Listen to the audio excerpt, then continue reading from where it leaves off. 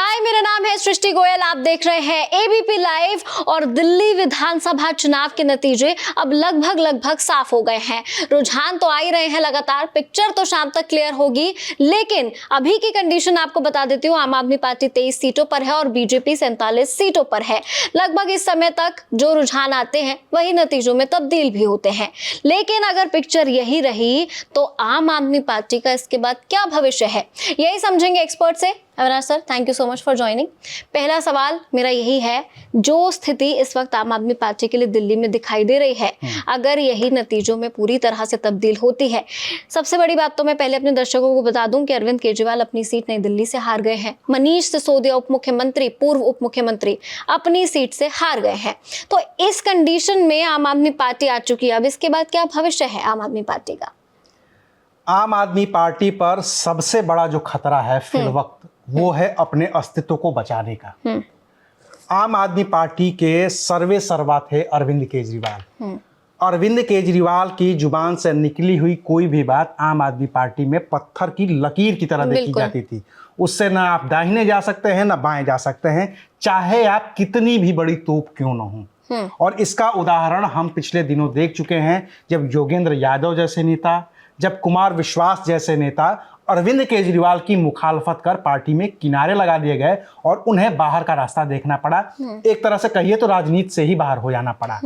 तो अब सबसे बड़ा सवाल अरविंद केजरीवाल के नेतृत्व को लेकर के उठेगा, क्योंकि वो खुद चुनाव हार गए 3000 वोट से।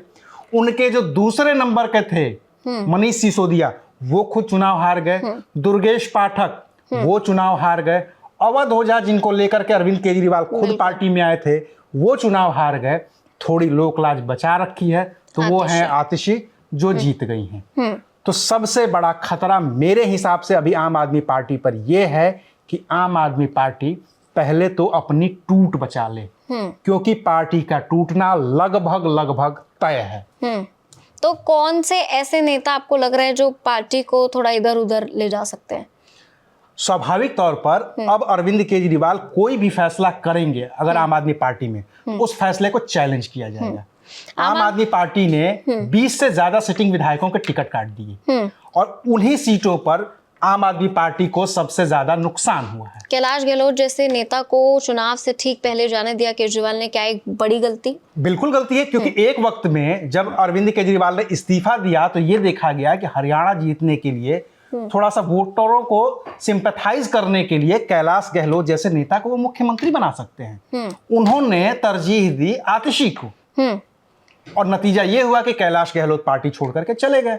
तो अब तो अरविंद केजरीवाल के हर फैसले पर सवाल उठेंगे। जो विधायक पार्टी छोड़ के चले गए, उनके सिटिंग विधायक पार्टी छोड़ के गए, तो अब अरविंद केजरीवाल अगर कुछ भी कहते हैं तो सवाल उठेंगे। और जिस राज्यसभा के लिए कुमार विश्वास का नाम लगभग फाइनल हो चुका था, वहां पे गुप्ता जी चले गए, उस पर सवाल उठे। लेकिन तब अरविंद केजरीवाल इतनी मजबूत स्थिति में थे कि वो कोई उनसे सवाल कर ही नहीं सकता था। तो अब सवाल आपके अस्तित्व को लेकर के है कि क्या वो बचेगी या टूटेगी। और टूट तो देखिए मेरे हिसाब से तय है, भले ही बड़े नेता इससे अलग होंगे।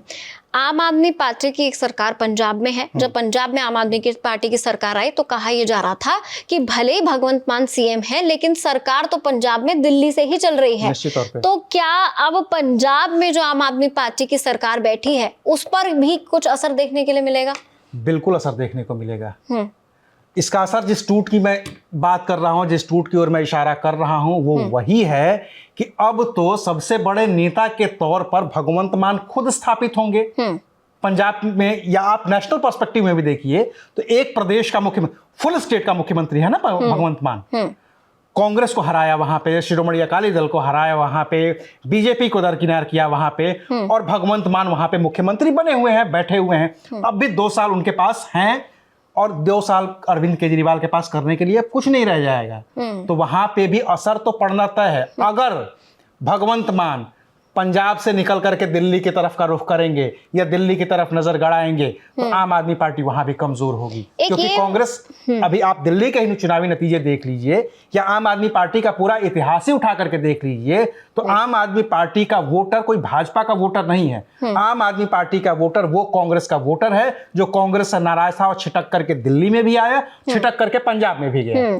तो अब कांग्रेस उस स्पेस को भरने की कोशिश करेगी और इसका इम्पैक्ट तो पड़ेगा ही पड़ेगा। जब पंजाब के मुख्यमंत्री भगवंत मान चुने गए थे तो मुख्यमंत्री चुनने से पहले सोशल मीडिया पे एक बड़ी बातचीत की लहर दौड़ी थी कि केजरीवाल भगवंत मान को नहीं सीएम बनाएंगे, खुद वहां के मुख्यमंत्री बनेंगे। तो क्या अब ऐसा कुछ स्कोप है? नहीं, कैसा स्कोप है? क्या ही स्कोप है? अरविंद केजरीवाल अपना चुनाव हार चुके हैं। अरविंद केजरीवाल अब किस मुंह से कहीं भी कहेंगे कि भाई हमको विधायक बनने दो? वो नेता प्रतिपक्ष भी नहीं रह जाएंगे, वो तो विधानसभा से बाहर हो जाएंगे। बिल्कुल। और विधानसभा में नहीं रह जाएंगे वो, फिर जितने बातें विधानसभा में बतौर विधायक और विधानसभा के प्रोटोकॉल के तहत बीजेपी पर कह लेते थे ताकि उस पर मुकदमा दर्ज ना हो पाए, अब वो सारी बातें भी वो नहीं कह पाएंगे क्योंकि वो विधायक नहीं है। सदन के बाहर वो जो भी कहेंगे मुकदमा होगा, जेल जाएंगे। बिल्कुल। एक और एंगल अब इसमें आता है केंद्र की राजनीति में। आम आदमी पार्टी को एक बहुत अच्छे ऑपोजिशन ऑल्टरनेटिव की तरह देखा गया है पिछले 10 सालों में, कि मतलब 10 सालों में जो ग्रोथ रही उसको देखते हुए उसको एक अच्छा ऑपोजिशन के तौर पर देखा गया कि आम आदमी पार्टी आने वाले दिनों में एक स्ट्रॉन्ग ऑपोजिशन की तरह खड़ी हो सकती है। बहुत उम्मीदें लगाई गई इस पार्टी से, हालांकि जो भी कारण रहे हों दिल्ली चुनाव जीतने के, लेकिन सेंटर पर इसका क्या असर पड़ेगा? क्योंकि इंडिया गठबंधन को भी हम देखें तो इस बार फूट तो अच्छी खासी पड़ी। ममता बनर्जी, अखिलेश यादव सब अरविंद केजरीवाल के साथ खड़े थे, कहीं ना कहीं राहुल गांधी को सबने कॉर्नर कर दिया था। तो अगर देश की राजनीति की बात करें तो इस चुनाव का क्या असर पड़ने वाला है?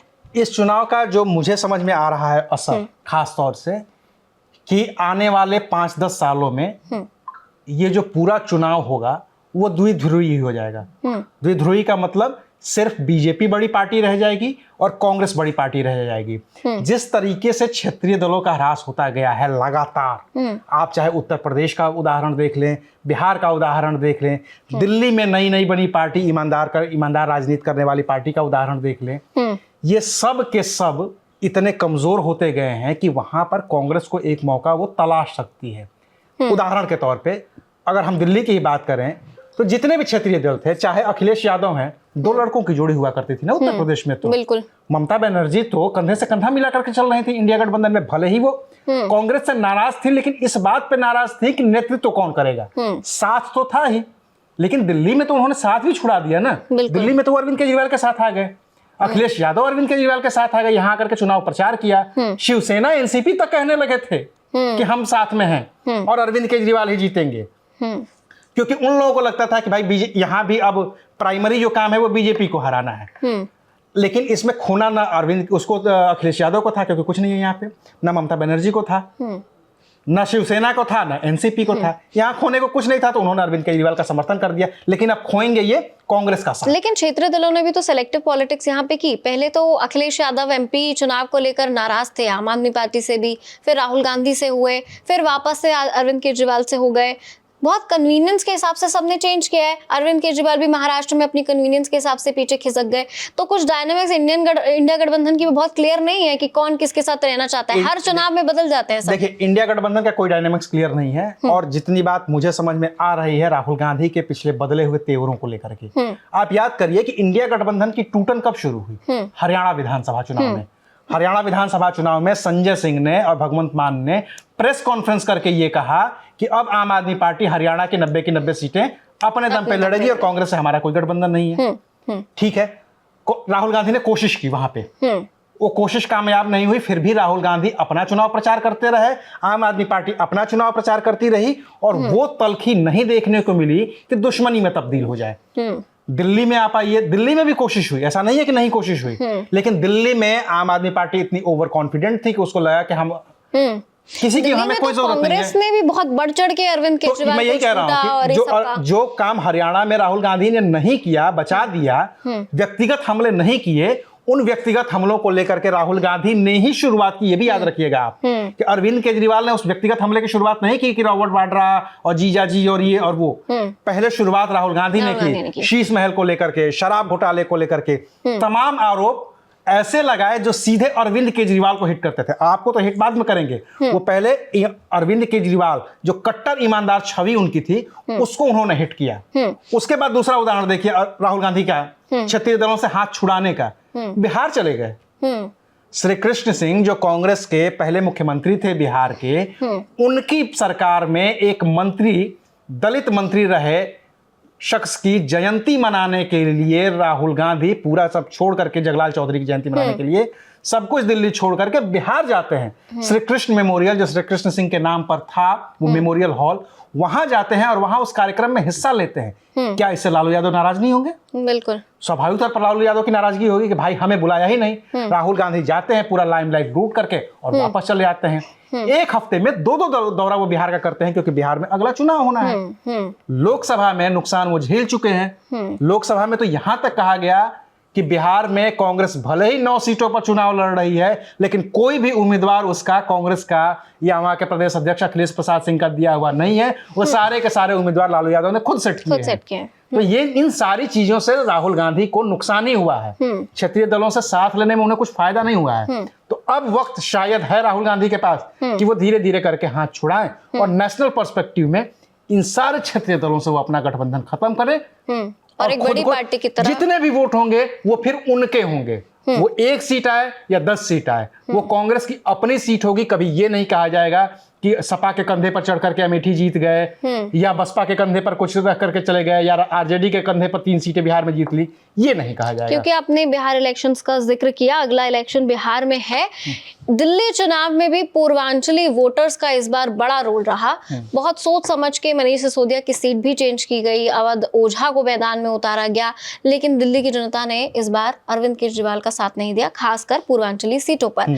तो क्या दिल्ली के इलेक्शन से बिहार की पिक्चर कहीं ना कहीं क्लियर हो रही है? नहीं, दिल्ली के इलेक्शन से देखिए बिहार की पिक्चर इसलिए क्लियर नहीं हो सकती कि दिल्ली में भले ही पूर्वांचल के वोटर हैं, लेकिन पूर्वांचल का वोटर दिल्ली में दूसरी वजहों से वोट करता है और बिहार में दूसरी वजहों से वोट करता है। दिल्ली में कोई भी पूर्वांचली वोटर वोट देने जाएगा तो हो सकता है कि वो सिर्फ एक चीज देखे कि पूर्वांचली कौन है। बिहार में जब वो जाएगा तो पहले वो जाति देखेगा, पहले वो धर्म देखेगा, फिर धर्म के बाद वो जाति देखेगा, जाति के बाद वो पार्टी देखेगा। लेकिन फाइनल जब वोटिंग का दिन आएगा तो बटन वो वहां दबाएगा जहां पे उसकी जाति का उम्मीदवार होगा। दिल्ली ऐसे वोट नहीं करती है। वो चाहे वो पूर्वांचल का वोटर हो या दिल्ली का वोटर हो, उस तरीके से उस एक्सट्रीम लेवल पर जाके वोट नहीं करती है जिस एक्सट्रीम लेवल पे पूर्वांचल के लोग या बिहार के लोग वोट करते हैं। तो दिल्ली के नतीजों का इंपैक्ट सीधा सीधा बस इतना सा पड़ सकता है, भले ही कि कांग्रेस कहे कि ठीक है जो भी होगा देखेंगे, हम अकेले अब लड़ेंगे। तो हमने बातचीत की कि आखिर इस दिल्ली चुनाव का इम्पैक्ट केंद्र की राजनीति में कैसे पड़ने वाला है। आपकी क्या राय है कमेंट सेक्शन में हमारे साथ शेयर जरूर कीजिएगा। देखते रहिए एबीपी लाइव।